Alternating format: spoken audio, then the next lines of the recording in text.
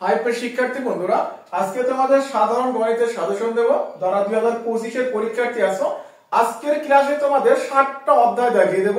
অর্থাৎ এই 7টা অধ্যায় যদি প্র্যাকটিস করতে পারো, এখান থেকে তুমি ফুল নাম্বার অর্থাৎ 70 নাম্বারের উত্তর করতে পারো।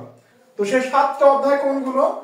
আমরা এখানে প্রথমত রাখবো 17 নাম্বার অধ্যায়, অর্থাৎ আমাদের পরিসংখ্যান থেকে মাস্ট বি অ্যাকসেপ্ট প্রশ্ন আসবে। দ্বিতীয়ত আমরা এখান থেকে রাখতে পারি 10ম অধ্যায়, অর্থাৎ দূরত্ব উচ্চতা। আমাদের দূরত্ব ও উচ্চতা চ্যাপ্টার থেকেও অ্যাকসেপ্ট প্রশ্ন ধরে নাও 100% চলে আসবে। আমরা তৃতীয়ত এখানে রাখতে পারি 16 নম্বর অধ্যায় পরিমিতি। আমাদের কিন্তু পরিমিতি চ্যাপ্টার থেকে অবশ্যই অ্যাকসেপ্ট প্রশ্ন আসবে। তাহলে আমি তোমাদের বলছি 7টা অধ্যায় প্র্যাকটিস করবা, তুমি এখান থেকে 70 নাম্বারই কমন পেয়ে যাবে ইনশাআল্লাহ। তো প্রথমত 17, 10 এবং 16 তিনটা অধ্যায় হয়ে গেল। এরপর আমরা রাখবো এখান থেকে 7ম অধ্যায় অর্থাৎ সম্পাদ্য। তো যদি আমরা সম্পাদ্য প্র্যাকটিস করতে পারি, তো সম্পাদ্য থেকে অবশ্যই আমরা অ্যাকসেপ্ট প্রশ্ন পেয়ে যাব। সম্পাদ্যের পরে থাকবে আমাদের 3য় অধ্যায় অর্থাৎ বীজগাণিতিক রাশি। তো আমরা 3য় অধ্যায়ের পরে বীজগাণিতিক রাশিটা প্র্যাকটিস করব। তাহলে আমাদের 3 আর 2 এ 5টা হয়েছে। আমাদের এর পরে আমরা 3য় অধ্যায়ের পরে প্র্যাকটিস করতে পারি এখান থেকে ধারা অর্থাৎ 13 নম্বর অধ্যায়। আমরা যদি ধারা অধ্যায়টা প্র্যাকটিস করতে পারি অর্থাৎ অসীম ধারা, আমরা যদি এখানে এই সসীম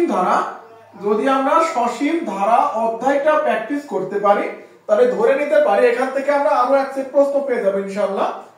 তো এই গেল আমাদের এই মাস্ট বি। দেখো এখান থেকে কিন্তু এই মাস্ট বি 5টা অধ্যায় থেকে 5 সেট প্রশ্ন তুমি পাবাই, কনফার্ম 5 সেট প্রশ্ন পাবা।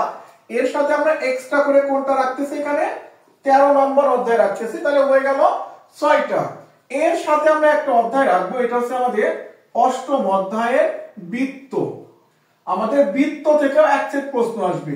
আমাদের বৃত্ত থেকে আমরা এখানে একটু কারেকশন করি। আমাদের এই যে ধারা বললাম, যদি ধারার সাথে সম্ভব হয় অনুপাত ও সমানুপাত চ্যাপ্টার একটু দেখে যাবা। আমরা ধরে নিতে পারি ধারা আর অনুপাত সমানুপাত মিলাই এখান থেকে ইনশাআল্লাহ আমরা অ্যাকসেপ্ট প্রশ্ন পেয়ে যাব। আর ফাইনালি আমাদের থাকতেছে 8ম অধ্যায়।